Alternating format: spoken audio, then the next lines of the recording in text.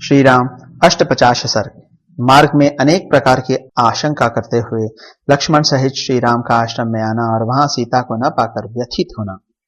लक्ष्मण को दीन, संतोष शून्य तथा सीता को साथ लिए बिना आया देख धर्मात्मा दशरथ नंदन श्री राम ने पूछा, लक्ष्मण, जो दंडकारण्य की ओर प्रस्थित होने पर अयोध्या से मेरे पीछे पीछे चली आई थी तथा जिसे तुम अकेली छोड़कर यहाँ आ गए, वह विदेह राजकुमारी सीता इस समय कहाँ है? मैं राज्य से भ्रष्ट और दीन होकर दंडकारण्य में चक्कर लगा रहा हूं। इस दुख में जो मेरी सहायिका हुई, वे तनु मध्यमा सूक्ष्म कटि प्रदेश वाली विदेह राजकुमारी कहाँ है?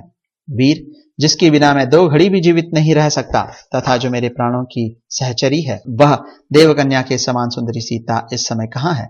लक्ष्मण, तपाए हुए सोने के समान कांति वाली जनक नंदिनी सीता के बिना मैं पृथ्वी का राज्य और देवताओं का अधिपत्य भी नहीं चाहता। वीर, जो मुझे प्राणों से भी बढ़कर प्रिय है, वह विदेह राजकुमारी सीता क्या अब जीवित होगी? मेरा वन में आना सीता को खो देने के कारण व्यर्थ तो नहीं हो जाएगा? सुमित्रा नंदन, सीता के नष्ट हो जाने के कारण जब मैं मर जाऊंगा और तुम अकेले ही अयोध्या लौटोगे, उस समय क्या माता कैकेयी सफल मनोरथ एवं सुखी होगी? जिसका इकलौता पुत्र मैं मर जाऊंगा, वह तपस्विनी माता कौशल्या क्या पुत्र और राज्य से संपन्न तथा कृतकृत्य हुई कैकेयी की सेवा में विनीत भाव से उपस्थित होगी?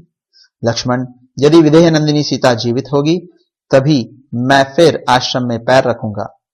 यदि सदाचार परायणा मैथिली मर गई होगी, तो मैं भी प्राणों का परित्याग कर दूंगा। लक्ष्मण, यदि आश्रम में जाने पर विदेह राजकुमारी सीता हंसते हुए मुख से सामने आकर मुझसे बात नहीं करेगी, तो मैं जीवित नहीं रहूंगा। लक्ष्मण, बोलो तो सही, वैदेही जीवित है या नहीं? तुम्हारे असावधान होने के कारण राक्षस उस तपस्विनी को खा तो नहीं गए? जो सुकुमारी है, बाला मतलब भोली भाली है तथा जिसने वनवास के पहले दुख का अनुभव नहीं किया था, वह वैदेही आज मेरे वियोग से व्यथित चित्त होकर अवश्य ही शोक कर रही होगी। उस कुटिल एवं दुरात्मा राक्षस ने उच्च स्वर से हा लक्ष्मण ऐसा पुकार कर तुम्हारे मन में भी सर्वथा भय उत्पन्न कर दिया। जान पड़ता है वैदेही ने भी मेरे स्वर से मिलता जुलता उस राक्षस का स्वर सुन लिया और भयभीत होकर तुम्हें भेज दिया और तुम भी शीघ्र ही मुझे देखने के लिए चले आए। जो भी हो, तुमने वन में सीता को अकेली छोड़कर सर्वथा दुखद कार्य कर डाला। क्रूर कर्म करने वाले राक्षसों को बदला लेने का अवसर दे दिया। मांसभक्षी निशाचर मेरे हाथों खर के मारे जाने से बहुत दुखी थे। उन घोर राक्षसों ने सीता को मार डाला होगा, इसमें संशय नहीं है। शत्रुनाशन, मैं सर्वथा संकट के समुद्र में डूब गया हूं। ऐसे दुख का अवश्य ही अनुभव करना पड़ेगा, ऐसी शंका हो रही है। अतः अब मैं क्या करूं? इस प्रकार सुंदरी सीता के विषय में चिंता करते हुए ही लक्ष्मण सहित श्री रघुनाथ जी तुरंत जनस्थान में आए।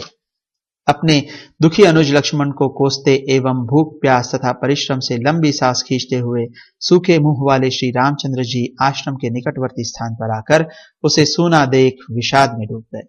वीर श्री राम ने आश्रम में प्रवेश करके उसे भी सूना देख कुछ ऐसे स्थलों में अनुसंधान किया जो सीता के विहार स्थान थे।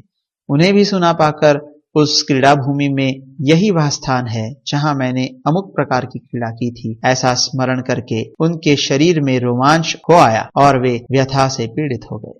इस प्रकार श्री वाल्मीकि निर्मित आर्ष रामायण आदि काव्य के अरण्य कांड में 58वां सर्ग पूरा हुआ।